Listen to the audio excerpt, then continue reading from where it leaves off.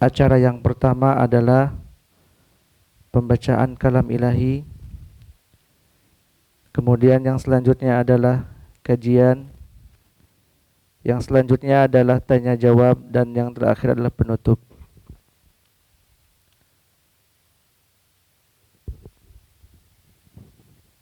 Hadirin yang dirahmati oleh Allah Subhanahu wa taala, mari kita simak pembacaan kalam ilahi yang akan disampaikan oleh Ustadz Abdul Rahim dan pembacaan terjemahannya oleh Ustadz Hatim. Kepada beliau kami dipersilakan. A'udzu billahi minasy syaithanir rajim.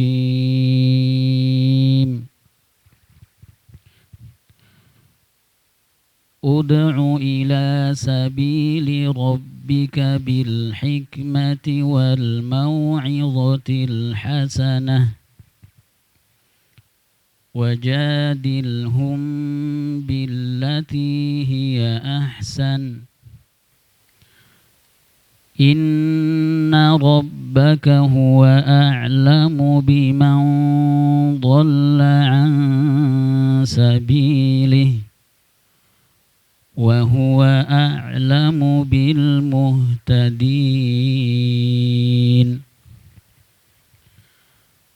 Wa in 'aqabtum fa'aqibu bimithli ma 'uqibtum bih wa la in sabartum lahuwa khairul lis-sabirin. Wasbir wa ma sabruka illa billah wa la tahzan alaihim wa la taku fi dhayqin mimma yamkurun. Inna Allaha ma'al ladzina taqaw walladzina hum muhsinun. Serulah manusia kepada jalan Tuhanmu dengan hikmah dan pelajaran yang baik, dan bantalah mereka dengan cara yang baik. Sesungguhnya Tuhanmu dialah yang lebih mengetahui tentang siapa yang tersesat dari jalannya, dan dialah yang lebih mengetahui orang-orang yang mendapatkan petunjuk. Dan jika kamu memberikan balasan, maka balaslah dengan balasan yang sama dengan siksaan yang ditimpakan kepadamu.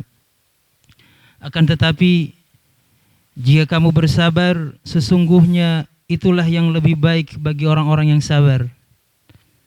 Bersabarlah wahai Muhammad, dan tiadalah kesabaranmu itu melainkan dengan pertolongan Allah, dan janganlah kamu bersedih hati terhadap kekafiran mereka, dan janganlah kamu bersempit dada terhadap apa yang mereka tipu dayakan. Sesungguhnya Allah beserta orang-orang yang bertakwa dan orang-orang yang berbuat kebaikan. Kami ucapkan jazakumallahu khairan kepada Ustadz Abdul Rahim dan Ustadz Hatim yang telah membacakan kalam ilahi. Semoga Allah Subhanahu wa taala memberikan keberkahan kepada kita semuanya. Hadirin yang dirahmati oleh Allah Subhanahu wa taala, adapun acara selanjutnya adalah kajian, dan insyaallah tema kajian pada kesempatan kali ini adalah semangat dalam dakwah, Allah bersama kita. Alhamdulillah, guru kita semua sudah hadir bersama kita, dan kepadanya dengan segala hormat dipersilakan. Innal hamdalillah nahmaduhu wa nasta'inuhu wa nastaghfiruh wa na'udzu billahi min shururi anfusina wa sayyiati a'malina. May yahdihillahu fala mudilla lahu wa may yudlil fala hadiya lahu. Asyhadu an la ilaha illallah wahdahu la syarika lahu wa asyhadu anna Muhammadan abduhu wa rasuluh. Ya ayyuhalladzina amanu taqullaha haqqa tuqatih ولا تموتن إلا وأنتم مسلمون يا أيها الناس اتقوا ربكم الذي خلقكم من نفس واحدة وخلق منها زوجها وبث منهما رجالا كثيرا ونساء واتقوا الله الذي تساءلون به والأرحام إن الله كان عليكم رقيبا يا أيها الذين آمنوا اتقوا الله وقولوا قولا سديدا يصلح لكم أعمالكم ويغفر لكم ذنوبكم ومن يطع الله ورسوله فقد فاز فوزا عظيما أما بعد فإن أصدق الحديث كتاب الله وخير الهدي هدي محمد صلى الله عليه وسلم وشر الأمور محدثاتها فإن كل محدثة بدعة وكل بدعة ضلالة وكل ضلالة في النار. Ma'asyiral ikhwa wal akhwat, para guru, para ustadz dan ustadzah rahimani wa rahimakumullah. Alhamdulillah, dari karunia dan nikmat Allah Subhanahu wa taala kita diberi hidayah mengenal dari jalan Islam yang dibawa oleh Rasulullah sallallahu alaihi wasallam. Dan dari karunia dan nikmat Allah kita diberi kesempatan untuk menuntut ilmu, mempelajari ilmu. Dan di antara sekian ilmu yang kita pelajari, kita berharap telah diberi taufik untuk beramal dengannya dan melaksanakannya di dalam kehidupannya, di dalam kehidupan kita semuanya. Dan seluruh hal tersebut adalah karunia dan nikmat dari Allah Subhanahu wa taala yang patut kita syukuri. Dan di antara nikmat yang besar pula pada seorang hamba apabila dia diberi taufik oleh Allah Subhanahu wa taala mengambil andil atau bagian dari ad-da'wah ila Allah, berdakwah kepada Allah Subhanahu wa taala dalam mengajak manusia kepada kebaikan, menyampaikan agama Allah Subhanahu wa taala, menyiarkannya dan menjadikannya sebagai pedoman dan pijakan manusia di dalam kehidupannya. Itu adalah karunia yang sangat besar. Bagaimana tidak Allah Subhanahu wa taala menyandarkan dakwah ini dari perbuatannya. Allah berfirman, wallahu yad'u ila daris salam.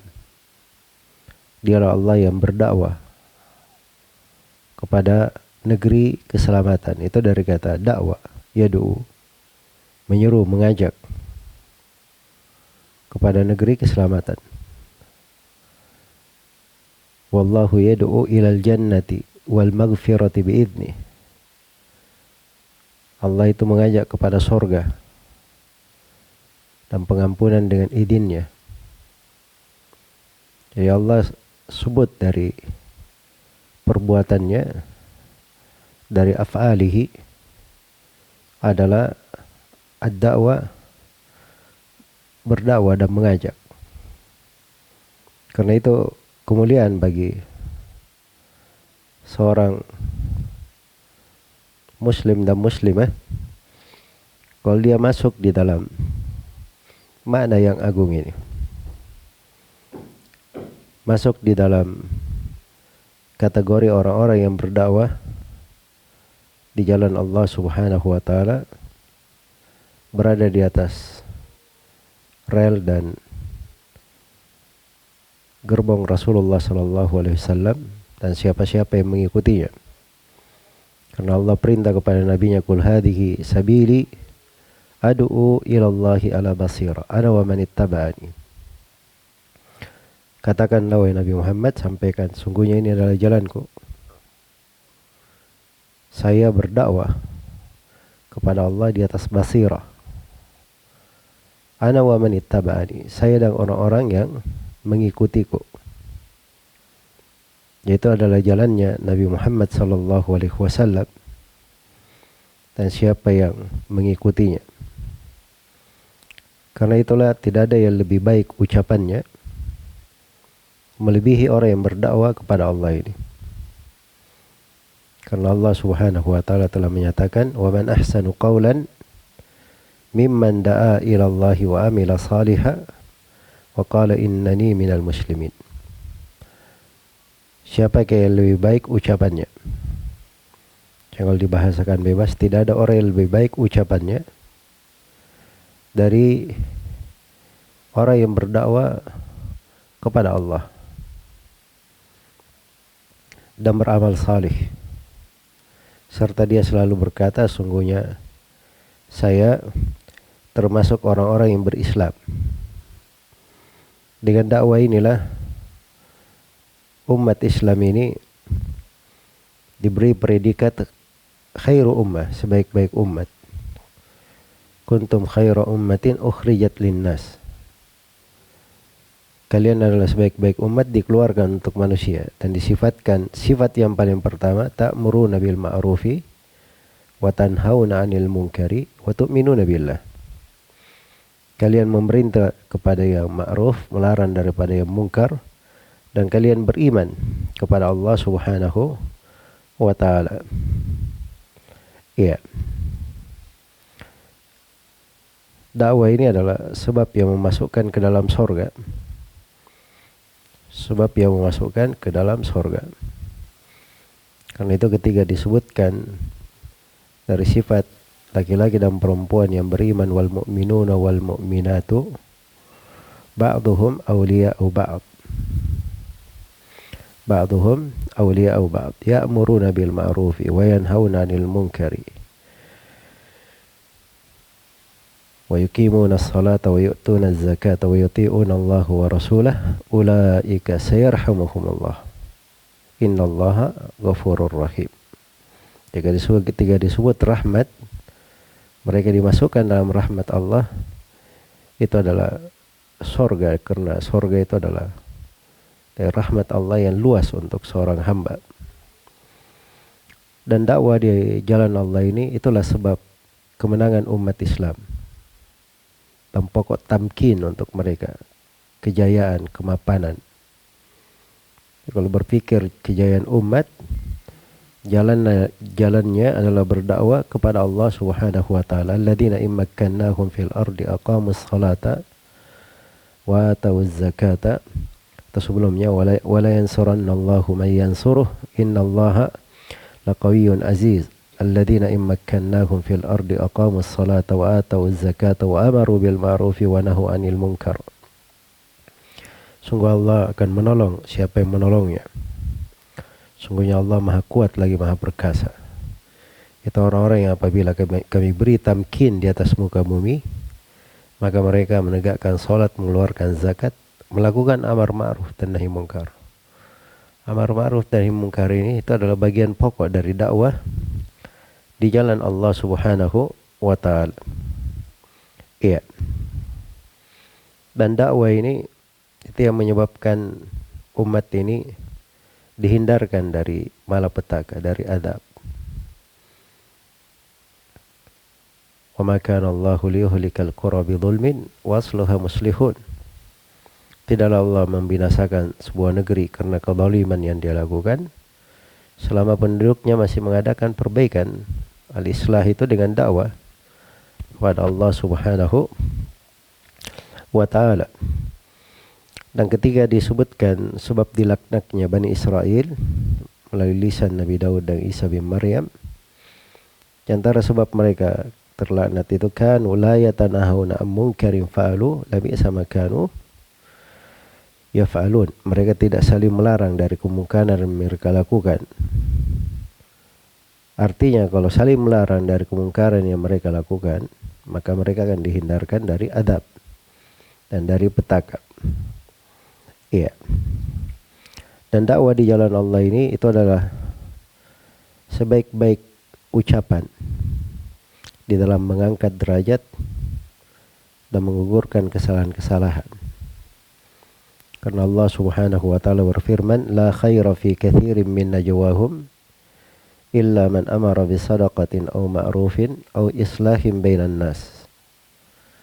Tidak ada kebaikan pada kebanyakan dari bisik-bisik mereka, maksudnya dari pembicaraan mereka, kecuali diberi perkecualian. Yang pertama, man amara bisadaqatin au ma'rufin au islahin bainan nas. Ini semuanya dakwah di jalan Allah. Tiga ini. Memerintah bersedekah, memerintah kepada yang ma'ruf, dan memerintah untuk perbaikan di tengah manusia. Allah. Siapa yang menghendaki keberuntungan, semuanya di dalam dakwah di jalan Allah. Wal takum minkum ummatun yad'una ilal khairi wa ya'muruna bil ma'rufi wa yanhauna 'anil munkar wa ulaika humul muflihun. Hendaknya di antara kalian ada orang yang mengajak kepada kebaikan, amar ma'ruf nahi munkar. Ini semuanya dakwah. Dan di akhirnya dikatakan ulaika humul muflihun. Mereka lah orang-orang yang muflihun. Dan jangan lupa bahwa semua manusia itu merugi. Dan yang diperkecualikan termasuk darinya adalah orang yang berdakwah di jalan Allah. Wal asri innal insana lafi khusrin illa alladhina amanu wa amilus salihat wa tawasaw bil haqqi wa tawasaw bis sabr. Dua bagian dari 4 golongan ini itu di dalam dakwah kepada Allah. Karena saling berwasiat itu dakwah. Itu adalah konsep dari dakwah. Dan di dalam hadits yang diriwayatkan oleh Al-Bukhari dan Muslim dari Sahal bin Sa'ad As-Sa'idi radhiyallahu taala anhu, Rasulullah sallallahu alaihi wasallam bersabda, "La yahdiyallahu bika rajulan wahidan khairul laka min humrin na'am." Andai kata Allah memberi hidayah kepada engkau disebabkan karena andai kata Allah memberi hidayah kepada seseorang disebabkan karena kamu, maka itu lebih baik bagimu daripada unta merah. Lebih baik bagimu daripada unta merah. Iya. Jadi maksudnya dakwah di jalan Allah ini dia adalah hal yang sangat besar. Perkara yang sangat agung. Dan di kesempatan ini saya akan membacakan beberapa ayat dalam sebuah kisah. Dan di dalam ayat-ayat ini terdapat etika-etika dan terdapat motivasi-motivasi di dalam berdakwah kepada Allah Subhanahu wa taala.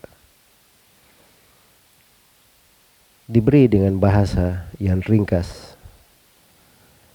dengan balaghah yang sulit dilukiskan dengan kata-kata. Itu adalah sifat Al-Quranul Karim yang tidak pernah habis keajaibannya dan tidak pernah bosan orang yang membacanya. Kandungan dan maknanya tidak ada muaranya. Diterangkan secara ringkas. Padahal kisahnya sudah berulang beberapa kali dalam Al-Quran. Dan ini di kisah Nabi Musa alaihissalam ketika diutus oleh Allah Subhanahu wa taala sebagai seorang rasul. Iya. Diutus oleh Allah sebagai seorang rasul. Awal kali beliau diutus oleh Allah sebagai seorang rasul, beliau diutus sendirian. Diutus sendirian. Makanya di surah Thaha, dari ayat-ayat di surah Thaha, saya akan ambil beberapa ayat dari kisahnya. Allah berfirman kepada Nabi Musa alaihi salam, "Idhhab ila fir'auna innahu tagha." Pergilah kamu kepada Firaun, mendakwai dia. Sungguhnya dia telah melampaui batas. Iya. Yaitu sifat dakwah ketika di tengah manusia banyak pelampauan batas dari tersebarnya kekufuran, kesyirikan, khurafat, dosa-dosa dan maksiat. Maka harus ada yang mengajak manusia kepada kebaikan, meluruskannya. Harus ada yang meluruskan. Tapi perhatikan Nabi Musa alaihissalam ketika mendapatkan tugas ini dan dimaklumi kerasulan itu adalah pilihan Allah, anugerah, karamah terhadap seorang hamba. Tapi di dalamnya tugas besar. Di dalamnya tugas besar. Karena itu Nabi Yahya alaihi salam pernah diperintah oleh Allah untuk menyampaikan 5 perkara. Tapi beliau terlambat menyampaikannya. Belum disampaikan. Didatangi oleh Nabi Isa alaihi salam. Nabi Isa berkata, kalau engkau tidak sampaikan, maka saya akan menyampaikannya. Kata Nabi Yahya alaihi salam, jangan engkau lakukan itu. Karena saya khawatir akan turun adab Allah kepadaku kalau engkau mendahuluiku. Jadi itu ada tanggung jawab di belakang dakwah itu. Yang jangan dikira bahwa dakwah itu saya bebas, merdeka. Itu kewajibannya si ustadz, bukan kewajiban saya. Belum tentu hal seperti itu. Karena setiap orang itu ada bagian dari kewajiban berdakwah di jalan Allah. Ketika Nabi Yunus alaihi salam meninggalkan kaumnya, itu artinya meninggalkan tanggung jawab dalam dakwah. Iya. Maka Allah subhanahu wa ta'ala menimpakan kepada beliau ditelan oleh ikan yang sangat besar, ikan paus yang sangat besar, di mana beliau ini keluar di atas perahu bersama sekelompok orang, semuanya mengenalnya, menghormatinya. Tapi begitu di tengah lautan, perahunya akan tenggelam, kecuali kalau seorang dari penumpangnya dilemparkan ke laut, baru bisa selamat. Maka harus diundi siapa yang dilemparkan. Orang-orang nggak mau memasukkan Nabi Yunus, tapi diundi juga. Tiap kali diundi, namanya Nabi Yunus yang keluar. Diundi lagi, namanya Nabi Yunus yang keluar. Akhirnya dilemparkan ke laut. Alaihi salam. Iya. Jadi itu bukan sembarangan ya orang lari dari dakwah, tanggung jawabnya. Seorang Nabi saja Allah subhanahu wa ta'ala timpakan sesuatu akan hal tersebut. Maka Nabi Musa tahu besarnya tanggung jawab. Karena itu apa yang beliau minta? Qala rabbi shrah li sadri. Itu doa yang pertama dulu. Minta dilapangkan dadanya. Dilapangkan dadanya. So, kelapangan hati itu pokok di dalam berdakwah, berpikir. Jadi nggak bagus dalam orang melaksanakan kegiatan dakwah semuanya serba kesusu, aturannya tidak jelas, atau tidak ada perhitungan. Dan pokoknya itu seorang harus punya ilmu, sebab itu sumber kelapangan hati. Dia punya ilmu. Katakan qala rabbi shrah li sadri wa yassir li amri. Itu yang kedua, dan mudahkan perkaraku. Karena dia perlu kemudahan dari Allah subhanahu wa ta'ala. Seorang kalau bersandar pada dirinya, itu ghairu muwaffaq, tidak diberi taufik. Tapi kalau dia bersandar kepada Allah, Allah akan memudahkan untuknya. Wahlul uqdatan min lisani, dan lepaslah uqdah di lisanku. Karena Nabi Musa alaihi salam itu kayak ada sesuatu di lisan beliau kalau berbicara. Maka beliau tahu itu kelemahan. Karena itu beliau minta kepada Allah supaya dilepaskan itu dari lisan beliau. Ya, bahkan beliau minta di nanti setelahnya hal yang lain. Ya. Kenapa minta dilepaskan lisannya? Yafqahu qauli, supaya mereka memahami ucapanku. Nah itu seorang dai itu bukan urusannya cuman jago berbicara, membuat orang terheran-heran, tapi orang di depannya nggak paham atau sedikit ilmu yang dia dapatkan. Iya, seperti kadang kita dengarkan ya, saya pernah hadir khutbah Jumat, khatibnya Masya Allah peribahasa Jerman lah, peribahasa inilah, peribahasa itu.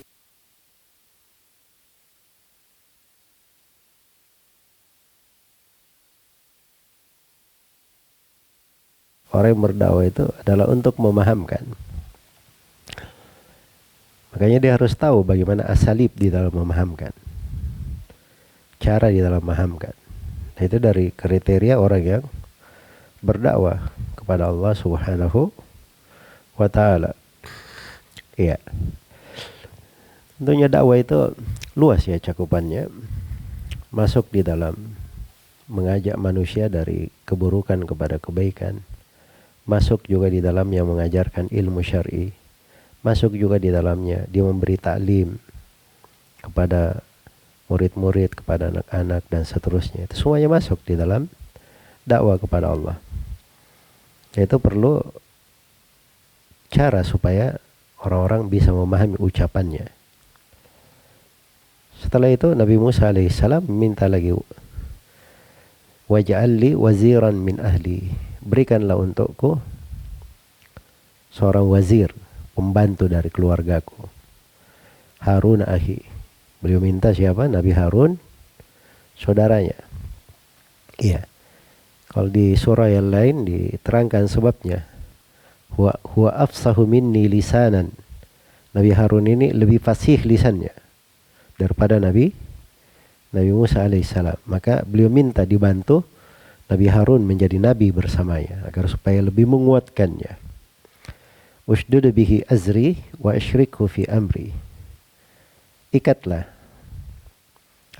dia pada azri, pada hal yang menguatkanku. Ya, wa asyrikhu fi amri, dan buatlah dia bersyirikat dalam urusanku. Kay nusabbihaka katsiran, supaya kami bertasbih kepadamu dengan tasbih yang banyak. Wa nudzakkiraka wa nadhkuraka katsiran, dan supaya kami bisa berzikir kepadamu dengan zikir yang banyak.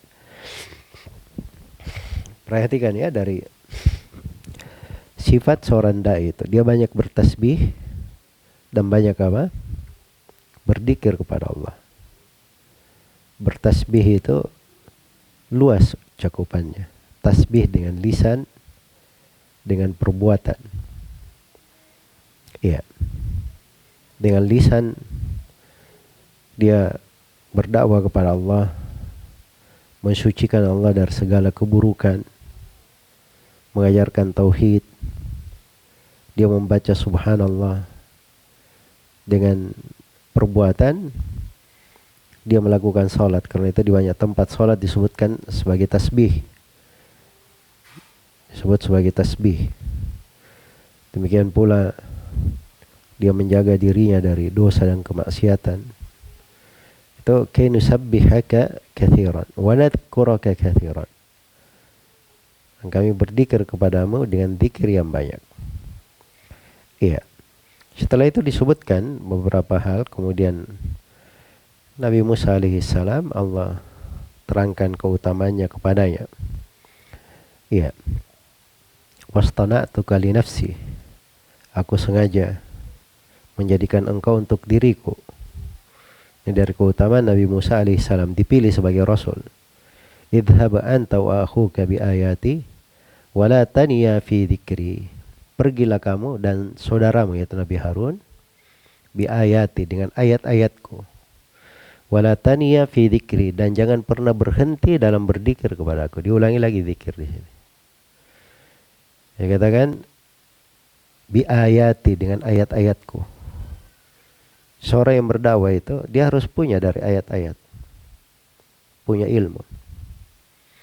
Iya, punya ilmu. Jadi harus jelas apa yang dia sampaikan. Karena itu di surah Yusuf dikatakan ala basiratin, di atas basirah. Dan basirah itu kekuatan ilmu dan yakin. Sebab seorang dai dia seperti itu sifatnya. Iya. Biayati, dia berbekal dengan ilmu di dalam dakwanya. Wala taniya fi dzikri, dan jangan pernah berhenti berzikir, terputus. Karena itulah semakin seorang dai itu punya kedudukan penting di tengah umat, harusnya dia semakin banyak bentuk berzikir kepada Allah Subhanahu wa taala, mengambil dari sebab-sebab zikir yang menguatkan dia di dalam kehidupannya. Iya, tapi ini masalahnya kita banyak lalai dari hal ini. Banyak lalai darinya. Karena kelalaian inilah kadang masuk banyak kelemahan di tengah-tengah kita. Dan ini dari hal yang hendaknya diperhatikan untuk diperbaiki. Karena itulah seorang dai itu harus memiliki sifat-sifat, ada karakternya. Antara karakter pentingnya dia berdakwah dengan ilmu. Itu karakter pentingnya, al-basirah di dalam dakwah. Dia tahu hakikat ilmu an-nafi itu apa, dan dia pelajari ilmu itu bisa disampaikan kepada manusia. Dan dia juga termasuk orang yang beramal dengan ilmunya. Dia beramal dengan ilmunya. Iya. Kemudian yang kedua di sini dari sifat karakter seorang dai dikatakan di sini wala taniya fi dzikri, dan jangan pernah berhenti berzikir kepadaku. Jangan pernah berhenti berzikir kepadaku. Dan itu dari sifat seorang dai. Iya. Kemudian dari sifatnya juga tadi dibacakan ayat-ayat ud'u ila sabili rabbika. Berdakwahlah engkau ila sabili rabbika, kepada jalan Rabbmu. Itu berulang ya di ayat-ayat tentang dakwah itu selalu ditegaskan keikhlasan kepada Allah. Wa man ahsanu qawlan mimman da'a ila Allah. Perhatikan ila Allah. Di sini ila sabili rabbika. Qul hadhihi sabili ad'u ila Allah. Jadi dai itu mengajak kepada Allah. Dia mengajak kepada Allah. Bukan mengajak kepada manusia tertentu. Atau mengajak kepada harta, mengajak kepada kedudukan, mengajak untuk sampai kepada ketenaran. Semua orang mengenalnya, menghormatinya, atau mengajak kepada dirinya sendiri. Iya. Subhanallah, Syekh Muhammad bin Abdul Wahab rahimahullah itu menyebutkan di salah satu bab di pembahasan kitab Tauhid di masailnya. Beliau terangkan bahwa banyak orang dia berdakwah kepada Allah, tapi hakikatnya dia berdakwah kepada dirinya sendiri. Dia berdakwah kepada dirinya sendiri. Nah ini penyakit ya, kadang tidak terlihat. Kita wajib untuk berhati-hati. Dan jangan ada yang merasa aman akan hal tersebut. Karena itu dakwah itu harus dengan ikhlas kepada Allah Subhanahu wa taala, dijaga di situ hak Allah. Tidak ada hak untuk dirinya di situ. Dia berbicara, menyampaikan, itu semuanya terkait dengan hak Allah dan hak agama. Bukan terkait dengan dirinya. Kemudian dari sifat seorang dai itu, iya, dikatakan di sini di kelanjutan kisah Nabi Musa, idhaba ila fir'auna innahu tagha, pergilah kepada Fir'aun, sungguhnya dia itu melampaui batas. Ya, seorang dai itu harus tahu kondisi orang yang dia dakwai. Dia harus tahu kondisi orang yang dia dakwai. Makanya Mu'adz bin Jabal itu ketika diutus ke Yaman, Nabi sudah ingatkan, innaka taqdimu qauman min ahli kitab. Engkau akan mendatangi kepada suatu kaum, mereka ini ahlul kitab, supaya dia bersiap, tahu kondisi orang yang didakwai. Iya. Innahu tagha. Faqula lahu qawlan layyinan. Ucapkanlah kepadanya ucapan yang layyinan, yang lemah lembut. La'allahu yatadhakkaru aw yakhsha. Karena ucapan yang lembut itu barangkali dia bisa mengingat atau takut. Itu kelembutan luar biasa ya, karena air itu lembut, tapi bisa meninggalkan bekas di besi, bisa meninggalkan bekas di atas batu cadas sekalipun, padahal dia air dari hal yang sangat lembut. Iya, kelembutan itu luar biasa pengaruhnya dan kebaikannya, pengaruh dan kebaikannya. Karena itu perlu qaulan layyinan. Apalagi yang didakwai seorang pemerintah. Pemerintah itu dia punya kekuatan, apalagi orang yang sewenang-wenang seperti Firaun ini, maka diberi uslub yang terbaik di dalam hal tersebut. Iya. Nah itulah para nabi alaihi wassalatu wassalam memberi contoh yang terbaik dalam dakwah. Memberi contoh yang baik di dalam dakwah. Faqula lahu, katakan kepadanya. Kepada Firaun langsung katakan, bukan disuruh teriak-teriak di jalan. Bukan disuruh kor-kor di media sosial. Tapi katakan langsung kepadanya ucapan yang layyinan, yang lemah lembut. Barangkali dia takut atau bisa mengingat dan takut. Baik. Jadi itu dari sifat-sifat dai. Di ayat tadi ud'u ila, yang kita dengarkan, ud'u ila sabili rabbika bil hikmah, itu sifat yang lain. Seorang dai itu dia mengajak dengan hikmah. Hikmah itu adalah dia meletakkan segala sesuatu pada tempatnya. Itu kata yang mengumpulkan makna hikmah. Dia meletakkan segala sesuatu pada tempatnya. Dan yang kedua, hikmah itu pendekatannya, dia mengukur sesuatu itu sebagaimana porsinya, tidak ada tambahan dan tidak ada kekurangannya. Itu hikmah namanya. Itu yang disebut dengan hikmah. Iya. Dan seorang itu bisa berlaku hikmah di dalam dakwah kalau dia belajar. Memang harus dia belajar. Sebab pada ilmu itu akan membawanya kepada hikmah. Bil hikmati wal mau'izatil hasanah. Kemudian yang kedua ada namanya al mau'izah al hasanah. Al mau'izah itu kalimat yang mendalam, menghujam. Iya. Banyak takbirnya orang Arab ya membahasakan. Tapi kalau dibahasakan sesuatu yang mendalam, yang mengena ke hati, dia pilih bahasa yang kena hati, itu disebut dengan nama apa? Mau'izah. Wa'adhana Rasulullah sallallahu alaihi wasallam mau'izatan balighatan wajilat minhal qulub wa darafat minhal uyun. Itu contoh ya penggunaannya. Bagaimana para sahabat itu diberi mau'izah, bergetar hatinya, menetes air matanya. Sebab mau'izah itu luar biasa ya. Dan itu seorang dai harus pandai memilih kata mau'izah yang tepat. Iya. Nah itu sebagian dari as-salaf itu, subhanallah, itu diberi kekuatan dalam mau'izah. Disebut dalam beberapa biografi rawi,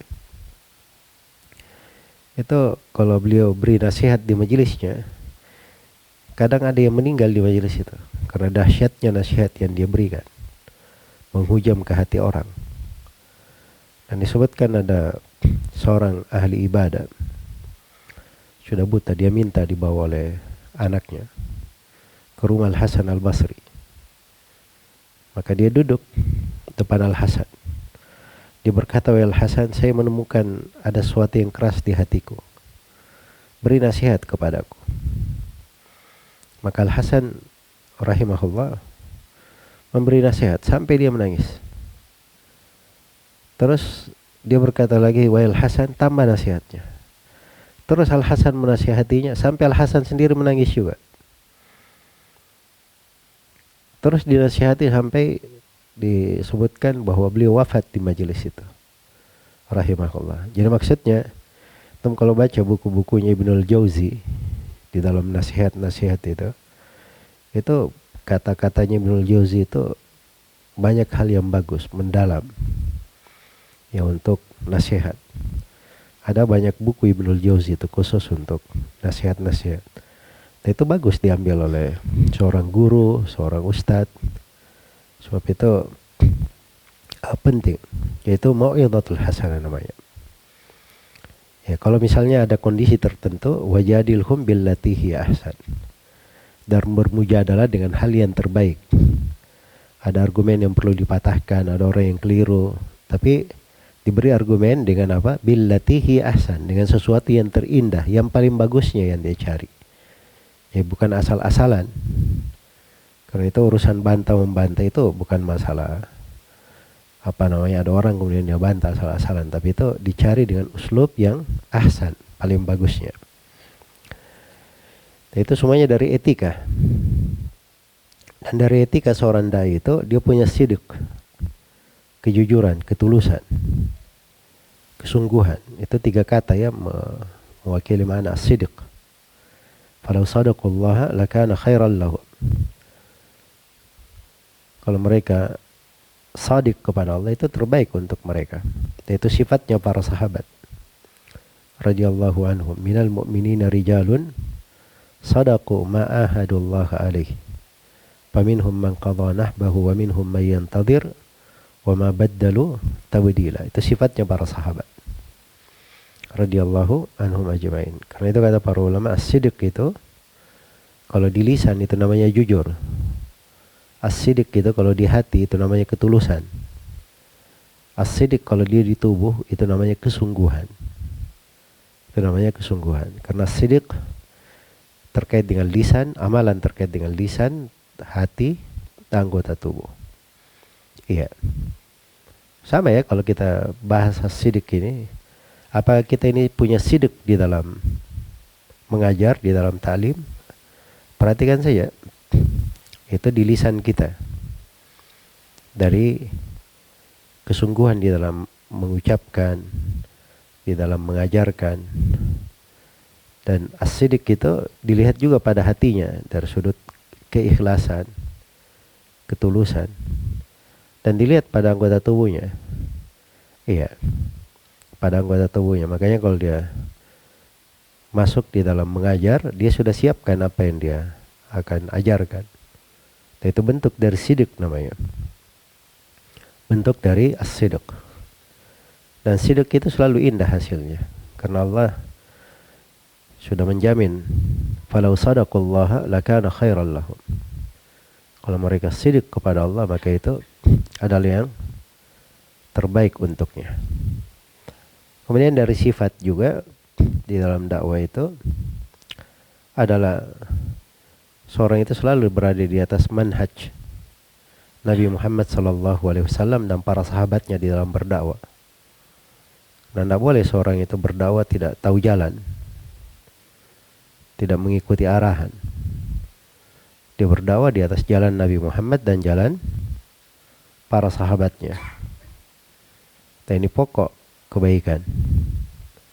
Dan itu adalah sifat seorang dai yang berjalan di atas jalan Allah. Jadi kalau dia mengajak dirinya kepada jalan Allah, tapi dia tidak kontrol dirinya di atas jalannya Nabi dan para sahabat, itu orang tidak berdakwah namanya. Tidak berdakwah kepada Allah. Kalau dia berdakwah kepada Allah, dia jelas jalannya. Karena jalan Nabi dan para sahabat itu sudah dikatakan, iya, fa in amanu bimithli ma amantum bihi faqad ihtadaw. Kalau mereka beriman seperti keimanan kalian wahai para sahabat, maka sungguh mereka di atas hidayah. Maka itu barometer keamanan. Itu sifat pada dai di jalan Allah. Harus mengikuti jalan Nabi SAW dan jalan para sahabatnya. Dan dari pokok jalannya as-salaf di dalam berdakwah, dari pokok jalan mereka adalah mereka itu bersabar di atas gangguan, bersabar di atas dalam usul dan ma'alim. Bagaimana para salaf di dalam berdakwah, ini sebenarnya perlu pembahasan tersendiri ya. Karena memang harus kita tahu bagaimana jalan mereka, bagaimana kebiasaan mereka, apa yang mereka kerjakan di dalam berdakwah itu, supaya kita tahu apa-apa yang biasa disampaikan oleh para sahabat Rasulullah Sallallahu Alaihi Wasallam. Jadi malimnya itu mudah ya kalau mau tahu jalannya Nabi dan para sahabat. Yang paling pokok, yang pertama, dia selalu berpegang kepada Al-Quran dan As-Sunnah. Kemudian yang kedua, selalu mengikuti petunjuk Nabi Sallallahu Alaihi Wasallam. Kemudian yang ketiga, selalu berada di atas jalannya para sahabat radhiyallahu anhu. Kemudian yang keempat, ada ta'zim terhadap Al-Quran dan As-Sunnah. Kemudian yang kelima, punya inayah dalam ilmu dan amalan. Kemudian yang keenam, dia berpegang dengan syiar-syiar Islam yang zahir, yang tampak. Ya, kemudian yang ketujuh, menegakkan amar ma'ruf nahi mungkar.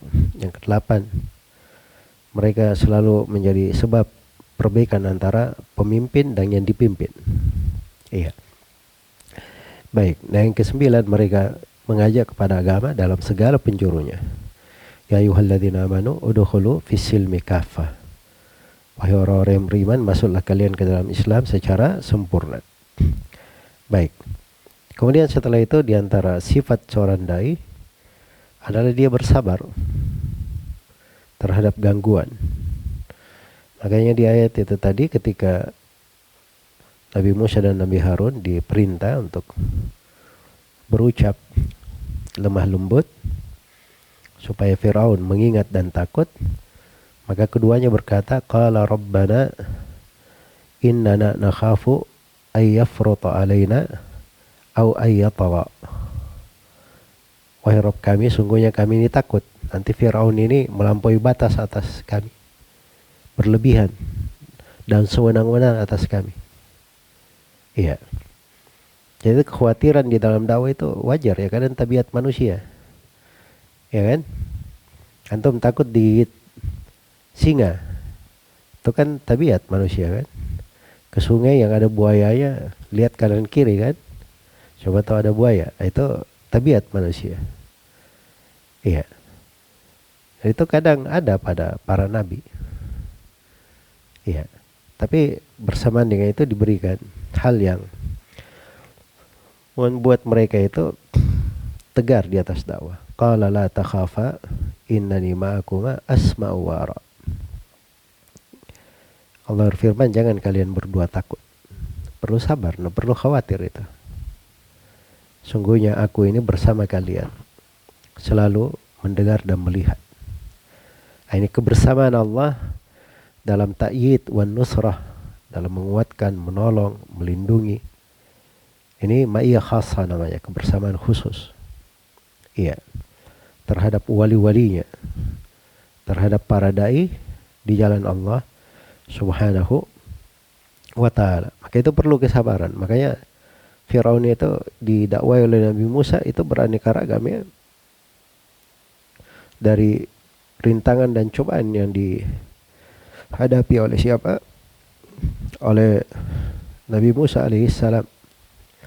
Bahkan ketika Firaun sudah sewenang-wenang dan tidak menampakkan sedikit pun dari hidayah, Maka Nabi Musa alaihissalam itu berdoa kepada Allah.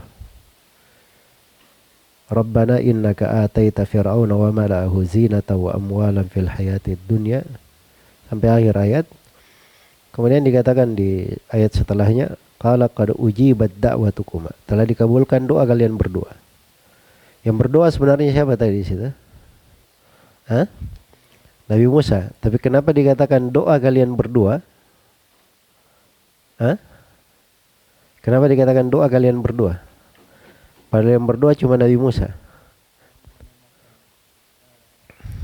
Iya. Kata Syekhul Islam Ibnu Taimiyah, karena Nabi Harun beliau mengaminkan, makanya dianggap doa mereka berdua. Itu kata sebagian ahli tafsir, doanya sudah dikabulkan dengan nas ayat. Tapi apakah Fir'aun dan bala tentaranya langsung dibinasakan? Itu kata sebagian ahli tafsir, jarak antara doa ini sampai dibinasakannya Fir'aun itu 40 tahun. 40 tahun. Ya bisa dibayangkan ya, sudah diberi kepastian akan dibinasakan Fir'aun. Tapi kapan? Belum kelihatan. 40 tahun berjalan, subhanallah. Itulah dakwah di jalan Allah. Perlu kesabaran. Semua orang berdakwah di jalan Allah itu yang dilihat adalah hak Allah di situ. Bukan yang dilihat, oh saya sudah berhasil, saya sudah begini dan begitu. Para nabi ada yang menghadap kepada Allah, umatnya cuma 3 sampai 9. Ada yang pengikutnya cuma 2, ada yang 1. Ada yang malah tidak ada pengikutnya sama sekali. Apakah mereka gagal?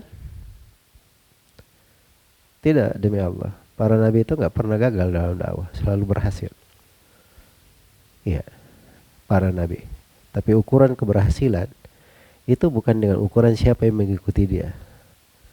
Ukuran keberhasilan adalah kesesuaian dai tersebut di atas manhaj dan jalan kepada Allah Subhanahu wa ta'ala. Jadi umat ini memang dimuliakan oleh Allah, banyak pengikutnya di umat ini. Ya, itu keistimewaan pada umat ini. Tapi seorang dai dia tidak melihat siapa yang mengikuti dan seterusnya, tapi yang dia lihat sejauh mana dirinya di atas jalan Allah Subhanahu wa ta'ala. Baik, dari sifat seorang dai juga adalah dia selalu menjaga dari kewajiban-kewajiban, dia sempurnakan dengan hal-hal yang disunnahkan. Dari sifatnya juga berlaku dermawan, ya, berakhlak dengan akhlak yang mulia. Ini contoh di sini luar biasa ya, dari akhlak yang mulia diberikan oleh Allah kepada 2 nabinya, sehingga mereka bisa berucap lemah lembut, bersabar. Iya. Dan dakwah itu adalah seseorang selalu melihat apa yang dengannya membuat manusia kembali kepada Allah. Sebab inti dari dakwah, bagaimana orang itu beribadah kepada Allah dengan sebenar-benarnya. Dan yang kedua, bagaimana hamba tersebut selamat dari api neraka. Itu intinya. Karena itu Nabi mengunjungi anak muda Yahudi itu setelah diajak masuk Islam, kemudian dia masuk Islam. Maka Nabi berkata, alhamdulillahilladzi anqadahu minan nar. Segala puji hanya untuk Allah yang membebaskan dia dari api neraka. Jadi itu maksud dari dakwah di jalan Allah Subhanahu wa ta'ala. Baik. Jadi apabila dakwah ini dipelihara dan etikanya dijaga, itu tidak ada kerugian sama sekali di dalam orang yang, ya hasil itu bukan kita yang menentukan. Itu karunia, anugerah dari Allah. Ada kadang kita ingin sampaikan, kita dakwakan, mungkin kita capai di kehidupan dunia ini, kita yang mencapainya, mungkin akan dicapai oleh keturunan dan generasi setelahnya. Ya, Nabi SAW berhasil di dalam dakwah beliau, tersebar dalam 23 tahun. Dan itu tidak tercatat kepada seorang nabi sebelumnya seperti itu. Tapi keberhasilan yang paling besar tengah umat ini setelah Nabi SAW wafat, di mana kekuasaan umatnya dari timur sampai barat semuanya dikuasai oleh umat Islam. Iya. Jadi ada hal di dalam dakwah itu tidak mesti kita melihat hasilnya pada saat kita hidup atau di hadapan kita. Tapi ada sesuatu yang kita simpan, kita harapkan di masa mendatang itu menjadi amalan jariah kita semua. Ya, wallahu ta'ala alam. Begitu beberapa pembahasan yang terkait dengan tema ini. Semoga Allah Subhanahu wa taala memudahkan kita semua di dalam mengambil andil kebaikan ibadah yang sangat agung ini berupa berdakwah di jalan Allah Subhanahu wa taala. Iya. Dan sifatnya para nabi itu dikatakan seperti Nabi Isa alaihi salam, wa ja'alani mubarakan aina ma kuntu. Saya dijadikan oleh Allah berberkah dimanapun saya berada. Dimanapun dia berada, dia menjadi keberkahan untuk manusia. Kemudian seorang itu harus selalu banyak berpikir bagaimana dia bermanfaat, bisa memberi manfaat kepada orang. Karena khairun nasi anfa'uhum linnas, yang bermanfaatnya untuk manusia. Iya. Kemudian perlu saling merahmati. Ya, kadang menjadi masalah juga ya.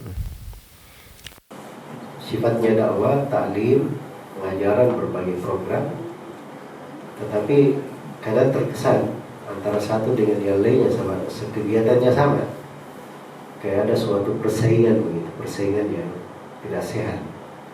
Hal-hal yang seperti itu dihindari oleh seorang yang berdakwah di jalan Allah. Ya, apalagi sesama ahli sunnah, orang-orang yang belajar. Ya, harusnya banyak hal yang kita tutup pandang dari sebagian manusia. Kadang sebagian orang akalnya nggak sampai di situ, pemahamannya nggak sampai di situ. Niatnya mungkin niat yang bagus, tapi kadang keliru di dalam jalannya. Maka yang seperti itu jangan membuat seseorang itu misalnya di dalam kegiatannya akhirnya menjadi banyak masalah karena berbenturan antara satu dengan yang lainnya. Iya. Karena itu kalau niatnya adalah memberi manfaat, maka itu adalah hal yang indah. Ketika Nabi SAW mengutus Mu'adz bin Jabal dan ada beberapa dai yang diutus, Mu'adz bin Jabal, Ali bin Abi Thalib, Abu Musa al-Asy'ari, diutus ke Yaman. Di salah satu riwayat ada diutus 2 orang sekaligus. Nabi berkata, yassira wa la tu'assira, wa basyira wa la tunaffira, wa tatawa wa la takhtalifa. Hendaknya kalian berdua memberi kemudahan, jangan kalian berdua mempersulit. Hendaknya kalian berdua memberi kabar gembira, dan jangan kalian membuat orang lari. Dan hendaknya kalian berdua saling pengertian, dan jangan kalian berselisih. Jangan kalian berselisih. Karena itu Abu Musa al-Asy'ari kadang beliau menemukan pada Mu'adz bin Jabal berbeda pendapat, tapi bersamaan dengan itu beliau selalu pengertian. Karena menganggap dirinya lebih muda dan lebih sedikit ilmunya. Jelas ya? Nah, itu sirah para as-salaf di dalam hal itu sangat indah sekali. Semoga Allah memberi taufik kepada semuanya. Wallahu ta'ala alam.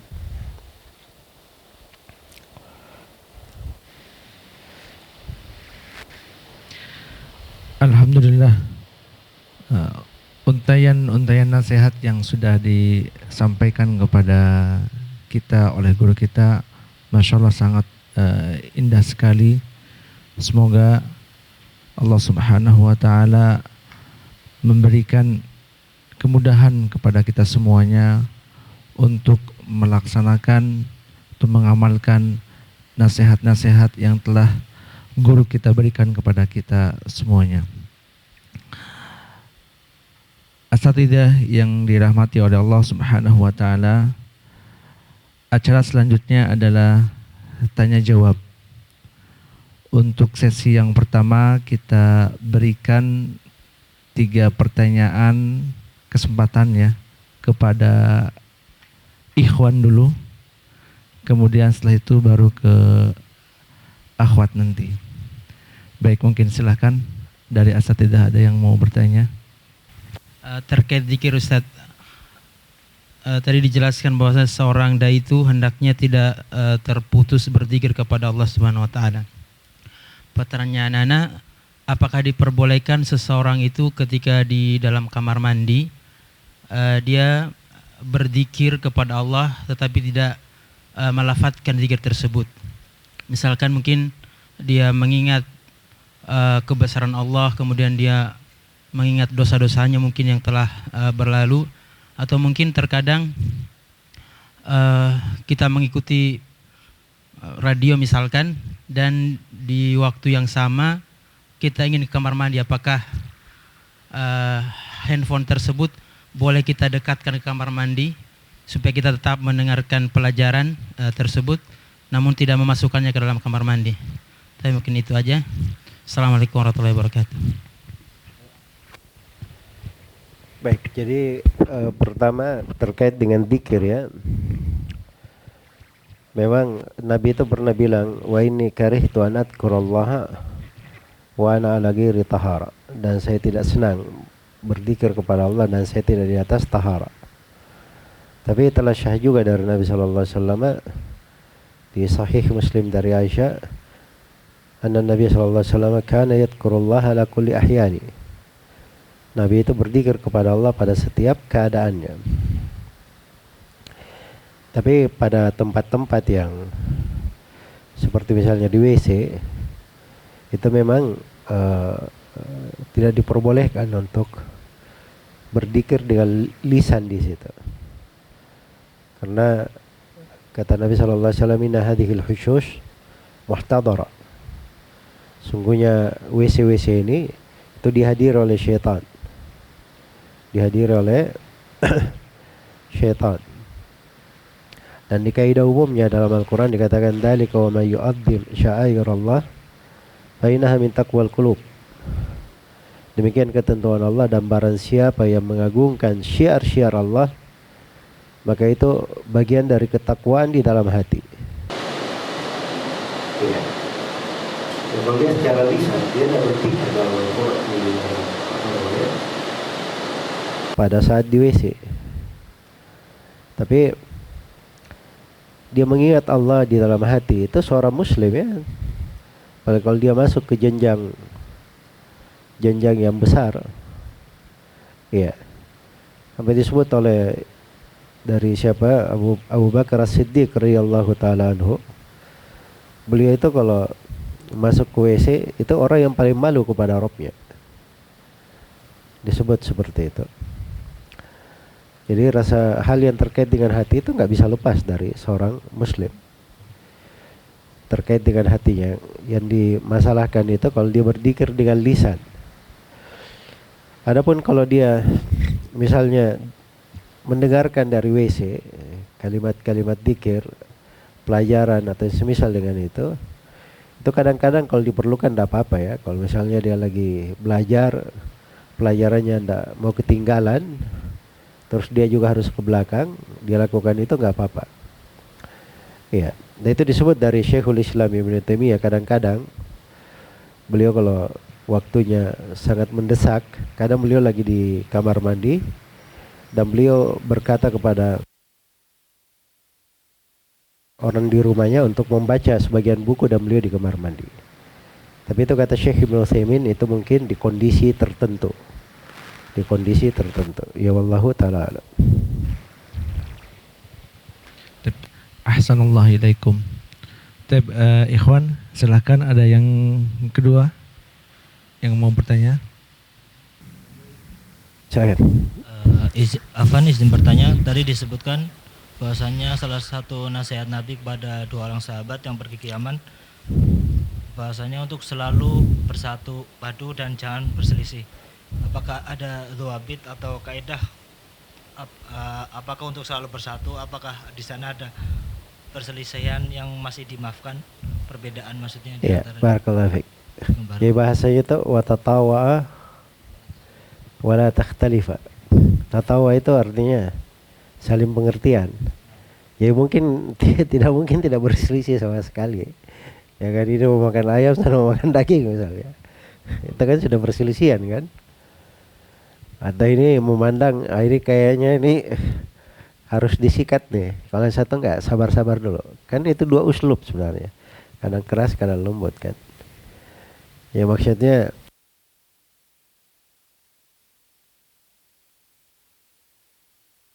kepada hal yang diharamkan.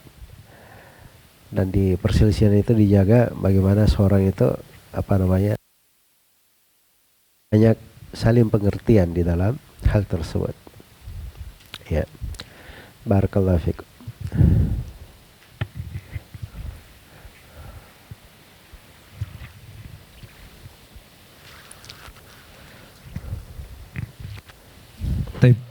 Untuk Ikhwan silakan, ada satu lagi pertanyaan, silakan. Ada yang bertanya? Kalau ya sudah, Ustaz mau bertanya di luar tema kali. Amalan kan kalau kita berniat untuk melakukan keburukan, Allah. Sebaliknya kalau kita berniat melakukan kebaikan, Allah mencatat. Nah, maksud dalam hati di sini tuh mana yang, apakah semua yang di hati nggak dicatat? Misalkan ada orang nih, kita lagi naik motor, dia nyalip ugal-ugalan, terus dalam hati kita dalam hati tuh berucap kasar gitu, tapi nggak terucap di mulut. Itu apakah itu termasuk dicatat atau ya mungkin ya, seperti itu. Ada orang berniat keburukannya itu masih dalam hati, tapi kita belum mengucapin gitu. Apakah sudah sebuah dosa? Ya, Ustaz. Itu bahasa yang dipakai di dalam hadis terkait dengan masalah alham, atau alham itu dia baru sudah ada niat, azam mau melakukan. Nah, kalau dia sudah ada niat azam mau melakukan baik, dihitung satu pahala. Itu baru dalam hati. Tapi kalau dia berazam tapi dia belum melakukannya, maka itu dimaafkan. Nah, itu dari kemurahan Allah pada hal tersebut. Demikian pula Allah itu memaafkan dari ma haddathat bihi an-nafs, apa yang dibisikkan oleh jiwa sepanjang dia berucap dan belum diamalkan. Itu dua yang disebutkan. Tapi di sini perlu dibedakan ya antara azam, niat, maksud, dan antara amalan hati. Ya, kalau dari amalan hati memang nggak kelihatan dalam hati, tapi dia sudah beramal. Kalau amalan itu sudah dihitung, misalnya dia mencela orang, dia mencaci maki orang, tapi di lisannya keluar, di hatinya dia sudah mencaci. Nah, itu namanya sudah amalan hati, sudah terhitung dosa bagi dia. Harus dia minta maaf. Tapi kalau niat buruk, misalnya saya berniat, misalnya bulan depan saya tidak mau kasih nafkah ke keluarga saya, itu berniat dia. Jelas ya, dia belum melakukan, belum amalan, itu baru niat namanya. Tapi kalau amalan beda, karena itu hati itu harus dibedakan antara ucapan hati, amalan hati. Ya, kemudian dari ucapan dan amalan itu juga beraneka ragam di dalamnya. Ya, wallahu taala alam. Assalamualaikum Ustaz. Baik Ustaz, ada pertanyaan yang masuk ke saya di sini dari akhwat. Bismillah. Dalam dunia dakwah Ustaz, terkadang dirasakan kendala atau cobaan adalah dari lembaga dakwah lainnya. Misalnya, sulit diajak bekerja sama, respon yang kurang positif dari apa yang kami lakukan dan sebagainya. Padahal kami inginnya dakwah meluas dengan adanya ikatan kerjasama dalam dakwah, saling mengisi dan melengkapi berbagai sisi dakwah. pertanyaannya adalah bagaimana menyikapi hal ini, Ustadz? Barakallahu fikum. Ya, barakallahu fikum. Jadi kalau semuanya niatnya seperti itu bagus ya, tidak akan ada masalah. Sebab niatnya semuanya bagus. Iya. Demikian pula kalau bisa diamalkan seperti itu, insya Allah akan baik. Tapi yang terjadi itu kadang niatnya baik ya, kita selalu berbaik sangka ke niat orang. Tapi dalam praktek dan amalannya ini yang kadang hal-hal yang tidak layak. Seperti yang saya sebut tadi dari Syekh Muhammad bin Abdul Wahab, beliau bahasakan bahwa kadang sebagian orang bahasa lisannya, bahasa tubuhnya dia berdakwah kepada Allah, tapi hakikatnya tidak, dia berdakwah kepada dirinya sendiri. Itu hakikatnya. Nah, ini yang kadang perlu dilihat ya dari hal-hal yang seperti itu. Ya, dilepaskan diri.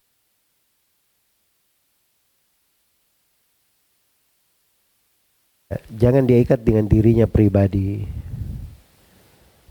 atau diikat dengan sesuatu yang sifatnya kembali kepada dia sendiri secara pribadi atau kepada keluarganya pribadi. Tapi diikat kepada sesuatu yang kembali kepada Allah Subhanahu wa taala. Itu yang paling sempurna. Jelas ya? So kalau misalnya dia kegiatan itu adalah wakaf karena Allah, itu biasanya lebih mudah seorang bertakwa di situ. Karena dia tahu ini enggak ada hak dia di situ. Itu hak Allah yang dia jaga. Jelas ya? Tapi kalau misalnya sebuah sekolah milik pribadi, yayasan pribadi, ya memang niatnya membantu orang belajar, niat bagus ya, tapi ujian dan cobaannya pasti lebih banyak. Pasti akan lebih apa?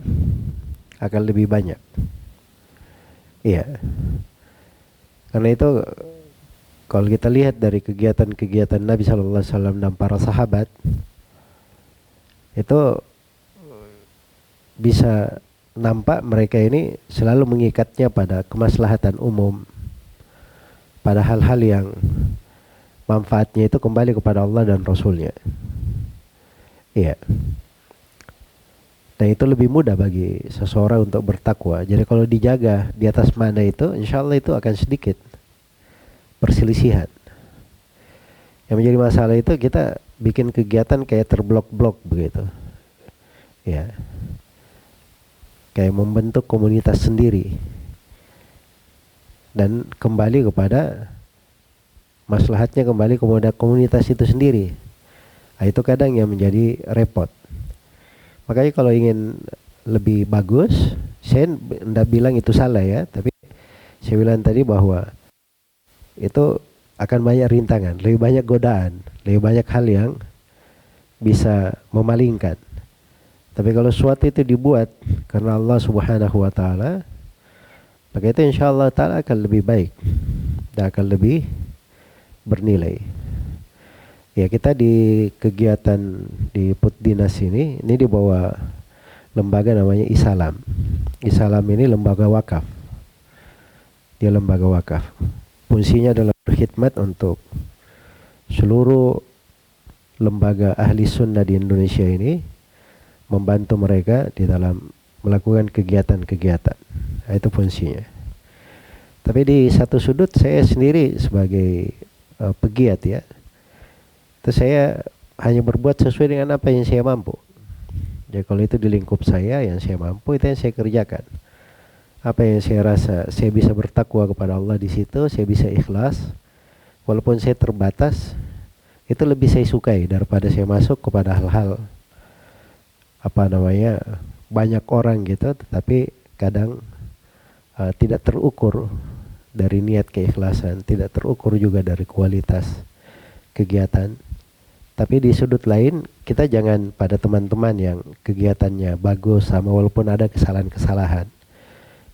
Hendaknya kita menjadi wajah yang terbaik, menjalin kerjasama. Kan muslim itu walaupun misalnya ada yang memutus dia selalu menyambung, tetap menyambung, itu kan bagus, itu seorang muslim. Iya. Dia berbuat baik kepada orang, orang tidak berbuat baik kepadanya. Nah, itu kan ada ya terjadi. Tapi muslim yang baik tetap dia lakukan hal-hal yang seperti itu. Apalagi di dalam dakwah itu memang harus banyak pengertian. Kadang teman-teman kita keliru, dia tidak sadar, hal yang seperti itu juga kita anggap saja sebagai hal yang baik. Ya, karena Nabi Shallallahu Alaihi Wasallam itu ketika di satu keadaan beliau hikayatkan seorang nabi yang dipukuli oleh kaumnya sampai berdarah. Nabi ini hanya berkata, Allahumma gfir li qaumi fa innahum la ya'lamun. Ya Allah, ampunilah kaumku, sungguhnya mereka tidak mengetahui. Jadi kalau di kondisi seperti itu aja seorang nabi, dan sebagian ulama mengatakan bahwa itu nabi bercerita hadits itu, beliau inginkan dirinya sendiri sebenarnya. Beliau inginkan dirinya sendiri. Jadi maksudnya kalau seorang nabi saja di kondisi seperti itu, beliau masih berkata, ampunilah kaumku, mereka tidak tahu. Apalagi untuk teman-teman kita, ya saudara-saudara kita, kadang kegiatannya juga bagus-bagus sebenarnya. Cuman inilah hal-hal yang seperti itu ketika hati berjauhan, jangan kita buka pintu syaitan masuk di situ bermain. Justru kalau kayak berjauhan, kita yang mendekat, kita yang menyambung silaturahmi, kita tetap berbuat baik. Ya, kita tidak usah melihat pada saudara kita ini dia mau buat apa kepada kita, tapi kita melihatnya bahwa ini adalah amalan yang dicintai dan diridhai oleh Allah Subhanahu wa taala, dan itu adalah bekal baik di kehidupan akhirat. Ya wallahu taala alam. Di antara sifat dalam dakwah yaitu mengikuti manhaj Nabi Shallallahu Alaihi Wasallam. Terkadang orang umum mendengar manhaj salaf adalah sesuatu yang ditakuti. Padahal sebelum mereka tahu, mereka senang saja, menerima saja dalam berinteraksi sebelum mengetahui manhaj salaf. Bagaimana menyikapi hal ini?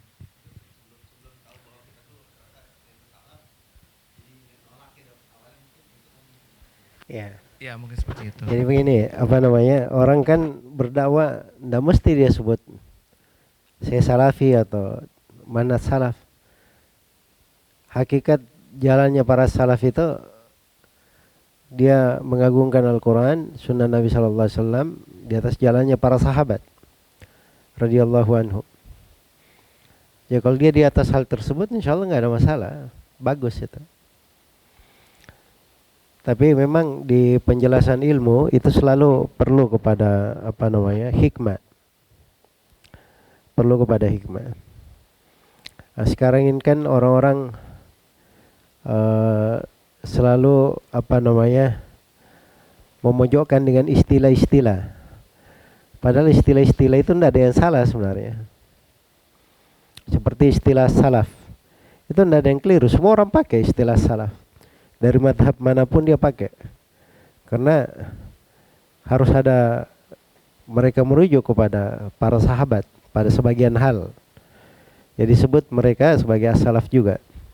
Karena itu kalau nggak disebutkan nggak apa-apa, yang penting dia bagaimana bisa menyampaikan dakwah yang benar sesuai dengan tuntunan dari Al-Quran dan Sunnah, sesuai dengan jalan para sahabat, para tabiin dan tabiut tabiin. Tapi yang dijalani oleh para ulama dari masa ke masa. Iya. Wallahu ta'ala alam.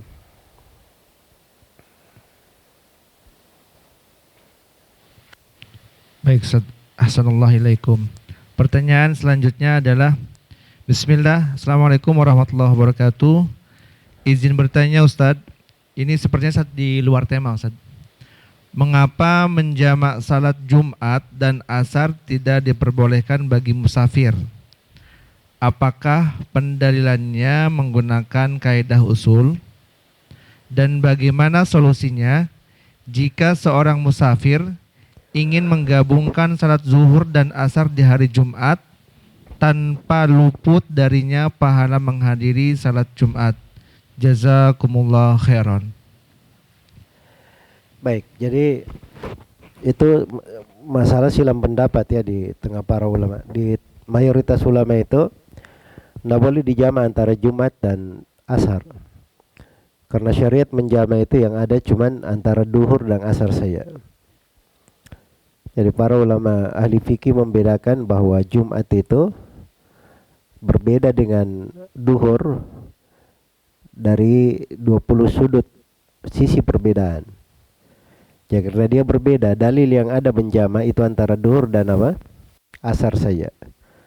Bukan antara Jumat dan asar. Itu di satu sudut.